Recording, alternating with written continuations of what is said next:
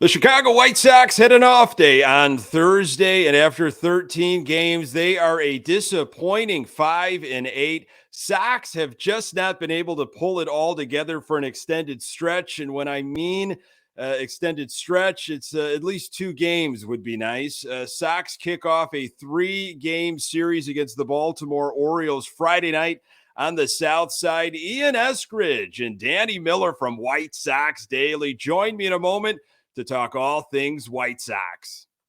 You are Locked On White Sox, your daily Chicago White Sox podcast. Part of the Locked On Podcast Network, your team every day.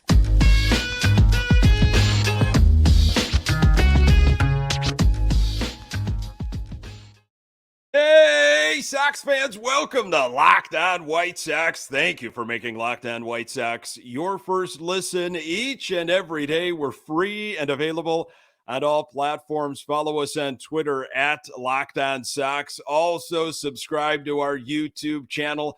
Just search Locked On White Sox. Today's episode is brought to you by Game Time. Download the Game Time app, create an account, and use code LOCKEDONMLB for $20 off your first purchase. Last-minute tickets, lowest price guaranteed. Game Time. Hey, I'm your host, Nick Morawski, a lifelong diehard Chicago White Sox fan, recording this podcast just blocks from the ballpark in beautiful Bridgeport. You can find me on Twitter at Nick_GGTB.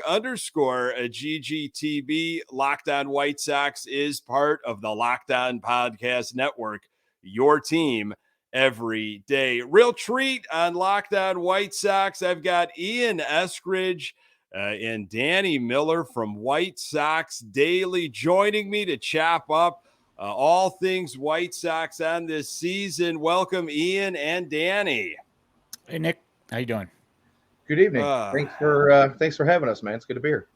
It's been 13 games. It feels like it's maybe been 2 months. I feel like the Sox should be maybe at least 7-6.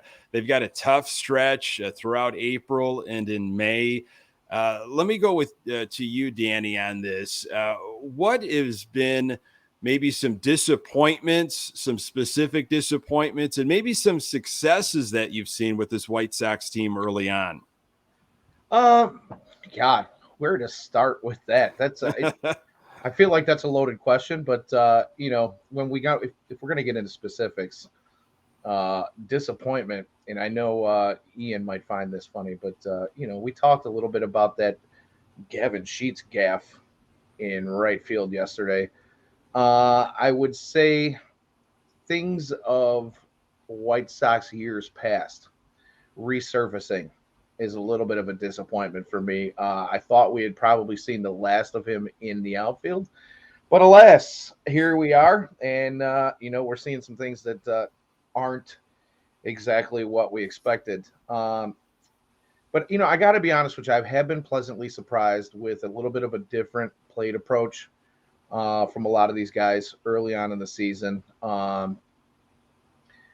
It's not constant, right? It's still a work in progress for some of them. I think a lot of these guys are probably maybe pushing a little bit to, get the last year and a half or so behind them. And, the whole motto or mantra, whatever you want to call it this year for the White Sox has been, we want to earn your trust back. And I think a lot of these guys really want to, jump on that mantra and put the past behind them. But unfortunately, it's got them, pushing a little bit. So at times, especially with runners in scoring position, we see some guys, trying to be the hero. And I think that's one of those things where, as time rolls on and as Pedro Grifol, changes the philosophy and the mindset of this ball club, because it's going to take some time to do that. You're not going to erase 2 years of Tony La Russa overnight, right? So I think as time goes on, the positives that we're seeing now might become more consistent later on, is at least my hope anyway. Yeah. Ian, let's kind of go with that. I mean, do you have faith that the White Sox can stay healthy and put everything together eventually? That's all of the quotes recently from Pedro Grifol. We just haven't put it all together. The pitching, the hitting, the defense. I mean, could solid baseball be the White Sox identity eventually? Well, I mean, if they don't put it all together in at the same time, we're going to be lucky to get to 500. So let's hope so. Um, I think that the thing about the injury bug that we've seen so far this season is different from previous years, just simply because it's little nagging things and not anything major. So I think these guys should, the guys that are having issues, Moncada and Eloy and Joe Kelly to a lesser extent, of course, which is with his embarrassing injury. Yeah. But like those things, they're all, like, for the most part, little things. The TA thing's a little bit more concerning, with the sprained knee, but it's again, that's a fluke thing, which unfortunately, as White Sox fans, thing that we know is nothing but fluke issues, in the last couple of years. So we'll see what happens, I guess. I mean, at this point, I can't say that I really have faith in a whole lot, but I try and stay at least pseudo optimistic, at least until like Memorial Day, generally. So I'm gonna continue to do that. Yeah, Memorial Day, May 29th, puts us at about a third of the season is gone. And that's sometimes, a good way to check in on this team, where they're at. Scott Merkin, puts out this newsletter. If you subscribe to it, it'll eventually probably show up on whitesox.com, where he has talked about teams in the past that started off slow. And then all of a sudden by, mid-June, July, they're 8-9 games up, over 500 and in first place. Again, wishful thinking. Obviously, guys need to stay on the field. Danny, what have you thought about some of these lineups, maybe even bullpen usage so far from Pedro Grifol? Well, I don't want to fault him for, some of the bullpen decisions that have been made. I don't necessarily agree with, a few of the situations where guys have been brought in. Guys like Jose Ruiz and Jake Diekman coming in the high leverage situations where, sure, Ian and I talked about this on our show the other night. Jake Diekman's whip isn't exactly awful, but he comes into game situations where there's 2-3 runners on already, and that 1.1 whip is, that one whip, that one hit or walk per inning is bringing in runs. But the reason I don't want to really blame Pedro for, what's going on right now is obviously roles are kind of skewed a little bit with this bullpen, with Liam being out. And Garrett Crochet eventually will come and, when he's finished with his rehab assignment, he'll come up and join the White Sox bullpen when he's ready. So I think those things will kind of sort themselves out. We're all hopeful for those kinds of things sorting themselves out. But there have been some questionable moments, obviously. As far as lineups go, again, I don't want to blame Pedro too much. Tony said the same thing when he came in. I'm still learning my team a little bit. But we see situations where, you've got Lenyn Sosa and Romy Gonzalez up here now, right? And I know when Lenyn made his first appearance yesterday, people were kind of happy to see that. But that first game he got called up, they were like, what's he doing on the bench? The hottest bat in the minor league system. And you're doing everything you can to cool him down. And I think that was probably because maybe it was a late addition to the major league club. But I would have rather seen, Romy Gonzalez, Lenyn Sosa, and, get Jake Berger's bat into the lineup onto the field if we're going to be missing Yohan and Timmy, instead of, Hanser Alberto and Elvis Andrus, or even move Elvis Andrus over to shortstop from second base, whereas, it's more natural position. So there's been some questionable moves there as well, too. But again, I'm going to give Pedro the benefit of the doubt for now that he is still learning his team and his guys and, what they're capable of and what their strengths are. I'll go to you, Ian, before we get into a segment two. Danny mentioned Gavin Sheets, also talked about Berger. I thought Berger should have been in the lineup on Wednesday. Give Hanser a break. He had a rough series. And Oscar Colas played some great defense on Tuesday. I mean, he's not showing me like Gold Glove stuff, but he doesn't need to. And it looked like he was playing target field pretty well, more than serviceable. He had a righty on the hill with Sonny Gray. I just didn't understand the move of going with Gavin Sheets out in right field.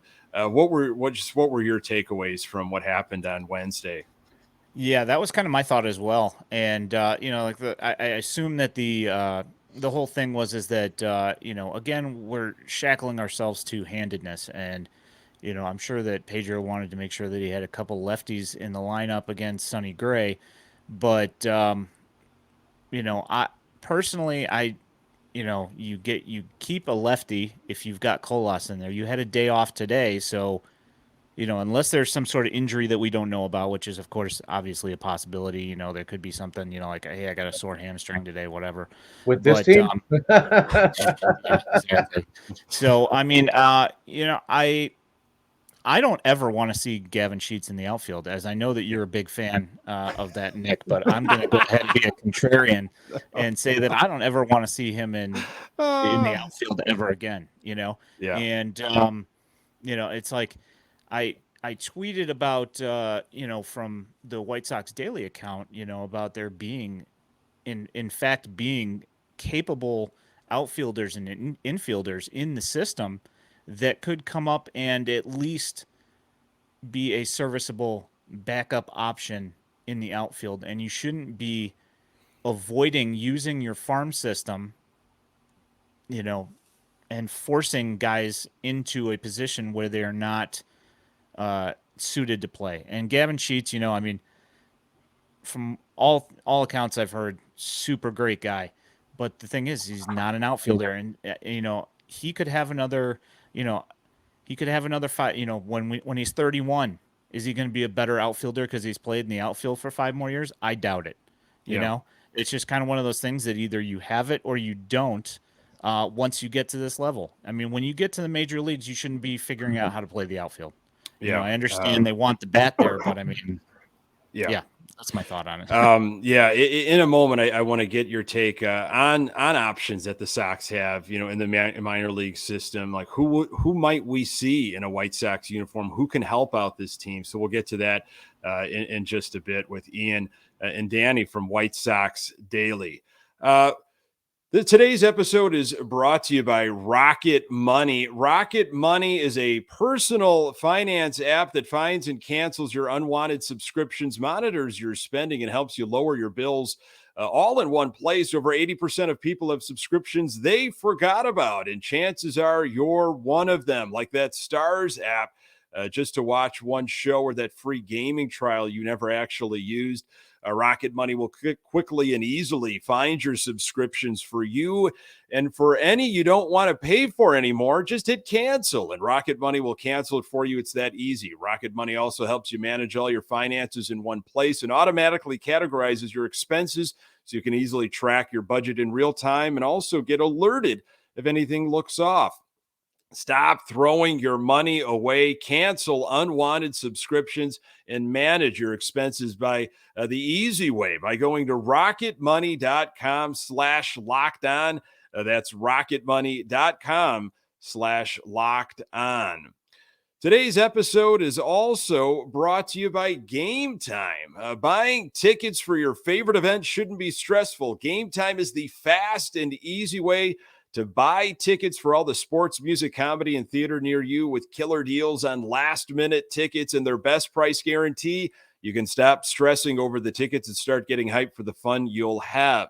Game Time is the place for last-minute ticket deals. Get exclusive flash deals on tickets for football, basketball, baseball, concert, comedy, theater, and more. The Game Time guarantee means you'll always get the best price. If you find tickets in the same section and row for less, Game Time will credit you 110% of the difference. Buy tickets in a matter of seconds. 2 taps and you're set. Tickets are sent directly to your phone, so you never have to dig through your email. Snag the tickets without the stress with Game Time. Download the Game Time app, create an account, and use code LOCKEDONMLB for $20 off your first purchase. Terms apply. Again, create an account and redeem code LOCKEDONMLB for $20 off. Download Game Time today. Last minute tickets, lowest price guaranteed. We are talking with Ian Eskridge and Danny Miller from White Sox Daily. It's an outstanding account. You need to be following it. All the great stuff that they do on a regular basis, covering the minor leagues. It's a tough task, and you do it so well. It's a growing edge of mine, and I really appreciate you guys coming on to just kind of shed some light on guys like Lenyn Sosa that is up, and is he here to stay? I mean, will Elvis Andrus eventually be phased out? Ian, I mean, I liked what I saw the other day. He hit a very difficult reliever. It hit a home run that you can't even call it a garbage home run. That was a difficult task, what he did. Is Sosa going to be someone that'll be up with the ball club for a majority of the year, do you think? I mean, it depends on what they decide to do personnel-wise. I mean, they've got Hanser Alberto and Elvis Andrus. If they decide that they're going to keep those guys around, I don't know if, Sosa's going to stick around, and Berger's going to be gone as well, probably. Yeah, it's a tough one. I mean, would I like him to be? We talked about this off air, that I was perfectly okay with Sosa and Colas being your second base and right field options right out of the gate. And there was the discourse on Twitter, from White Sox fans, grumbling that they, don't want to, leave it up to rookies to play the positions. And we're happy that the White Sox instead signed MLB lifer guys that have proven over years to not be able to produce at a, major league average, so they went out and signed that. Twitter rejoiced, and now we're seeing that Billy Hamilton's in AAA, and Jake Marisnick's in AAA, and Victor Reyes is in AAA, and he's hitting pretty well. But Yoel Cespedes has gone from AAA back down to AA in favor of guys who have made their trips to the major league ball clubs and ballparks around the league. So, I'm sorry. I didn't mean to step on you there, Ian, but I just had to kind of echo that with you. It's kind of there's some head scratching going on there. For sure. I don't understand the insistence on getting major league depth with guys that are exactly that, guys that have proven that they can't do it in the big leagues, instead of using your farm system and guys that you're trying to develop it, moving them up. It just doesn't make a whole lot of sense to me to stack the entire AAA outfield with Reyes, Marisnick, Hamilton, and Adam Hazley, and keep everybody else down. It just doesn't make a lot of sense. Danny, are there guys in your mind that are in the Sox system that might just never see a White Sox uniform? They might get packaged and they might get dealt. Sox are just not going to give them an opportunity. Would the Sox even know what they have? Sometimes I worry about the Sox brass, and if they even know really a good situation when they see it, or they would even know what to do with some of the talent. But any specific players that come to mind that, we talk a lot about them, but they might see the field with another team. Yeah, well, I mean, there's two sides of that question, I would say, actually, is because there are guys that I think can contribute at the major league level for this White Sox team, or guys at least should be, like, Ian was saying, should be in the AAA, Charlotte Knights team instead of, sitting behind guys 30-somethings, But the real thing, the part of that question of dealing guys is we've all come to see over the last few years here that the Sox have this syndrome where they fall in love with their Yes. Yep. prospects, Mm-hmm. and we don't see the big trade. We don't go dangle these guys for like we've talked about in the past.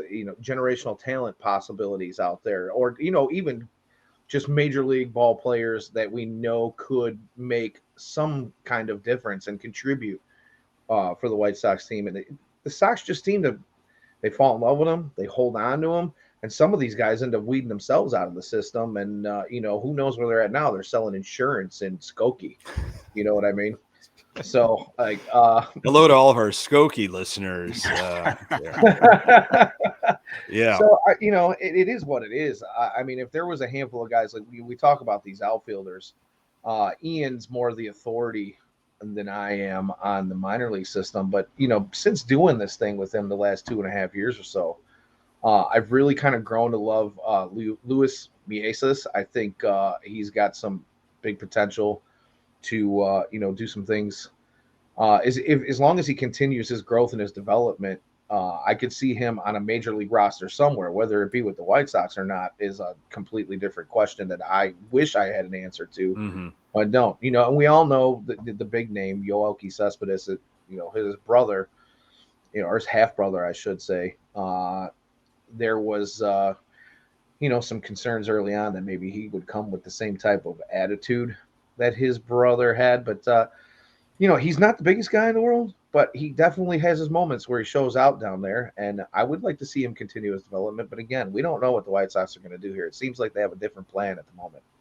Yeah, and that plan seems to just change regularly, I think, behind closed doors. I really question if there's an actual absolute plan that they stick with. Ian, I mean, I would assume that there's going to be more injuries. There's going to be more opportunities for a young player from the farm system to have a shot. I mean, who might we see at 35th and Shields, and who do you want to see up in the bigs? Well, as Danny mentioned, Luis Mieses, he's a guy that was part of Project Birmingham last year, and he had been at High A all year, and he led the Southern Atlantic League with in doubles, and he also had, I think he had like 16 or 17 home runs, something like that, and they brought him up to Project Birmingham, and all he did was hit. And so now this season, he started at Birmingham. He just hit a double a few minutes ago to follow up actually a Yoelqui Cespedes home run. But he's hitting 350 in Double A, and the thing is that the White Sox always talk about prospects forcing their hands, and that's the only way they're going to get up. And that's kind of what Lenyn Sosa had to do. He had to force their hand by having a 1,000 OPS to even get a shot to come up and play for Tony La Russa and sit on the bench. Yep. Yeah. So are we going to be looking at? I kind of don't think we'll see that same kind of handling out of Grifol, but who knows?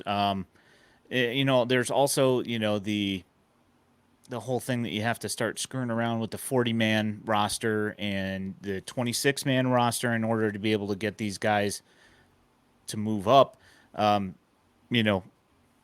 It's a real tough scenario. I mean, they've kind of painted themselves in, everybody's talked about this before, that they've painted themselves into a corner with their roster construction.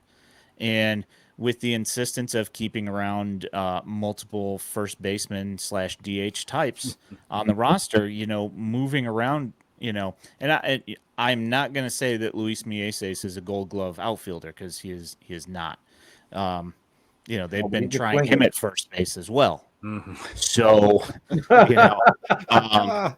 but like the thing is that the bat's decent and he can play outfield. The same thing about Oscar Colas, is that he's not going to be a Gold Glove outfielder probably, but he is a solid defender. Now he's a better defender than Mieses is, but he has a skill set that should allow him to make his way up to the major leagues. Now, again, we talk about the White Sox being afraid of using their farm system and instead trying to bring in a guy like a Marisnik or a Billy Hamilton or, just a guy like that instead of letting their guys matriculate their way through the system. And, are they going to let a guy come up and do that? I don't know. I hope so. Yeah. But we'll see. In a moment, I want to talk just trends with this current big league team. Some of the things we've seen, which ones can stick around, which ones might go to the wayside. We'll continue the conversation with Ian and Danny from White Sox Daily in just a moment. This episode is brought to you by Ultimate Baseball GM. Really excited about our new partner and sponsor of today's episode, the mobile game Ultimate Baseball GM. Ever dreamed of becoming an MLB GM and managing your professional baseball franchise? Your dream can come true. This game is definitely for you. All this in a challenging and realistic game world. Ultimate Baseball GM, completely free and playable offline. Play on the go as you want and when you want to. Now is your chance to prove that you can be more competent than Rick Hahn. No guarantee that you'll have as much job security, but it will be fun to have a seat at that table over and over again. Hopefully you can set the market and be proactive instead of reactive. Locked On White Sox listeners get 100% free boost to their franchise when using promo code Locked On in the game store. So make sure to check it out. Download the game. Just visit probaseballgm.com, scan the code, or look it up on the app stores. That's probaseballgm.com. Ultimate Baseball GM. Start your dynasty today. We've seen a lot of things happening this early season that, maybe they stick around. Maybe they go to the wayside. Sox were leading all of the AL in hits, struggling, of course, with walks once again, not hitting the home run. As any Sox fan will tell you, well, once the weather warms up, that ball will start flying out of Sox Park. Got Ian Eskridge and Danny Miller from White Sox Daily with me. Danny, what of these trends might stick around? Which ones might change? Where do you see this team headed in the next 2-3 weeks? Well, anybody who's been paying attention at all knows that the schedule does not get any easier coming up here, right? The three of us talked a little bit about this, pre-show here, and as Ian pointed out, we play the Rays 7 times coming up here in the next month or so. And obviously, if you're any type of baseball fan, you've already heard that the Rays have started the season 12-0 here. So 13 now. 13, Danny. I'm sorry, that's right. They did win again. Yeah. So they're going to have their hands full there. And, just kind of backing up the train here a little bit, we talk about the Rays. This is not, a huge major market team that goes out and spends, $200 million a year on their ball club. Yet they are always in the thick of it. In what, obviously the AL East goes through its ups and downs like anybody else, but it's usually a pretty solid division. And those guys just hang year after year, and they develop these players that sometimes you've never even heard of. You know what I mean? And I wish the White Sox could do that. But as far as these trends kind of staying and going, it's difficult to say right now. If the White Sox can stay relatively healthy, like we were talking about, if it's just these little minor, dings, these little, maintenance type stops where these guys are getting a few days off here and there, I would like to think that, as things go on, we're going to see more consistency out of these guys, like we talked a little bit earlier. It's one of those things where if they're not healthy, we're going to see more of the same we have the last year and a half or so. Yeah, I really don't have much else to offer there. Unfortunately, I'm sorry. It's just,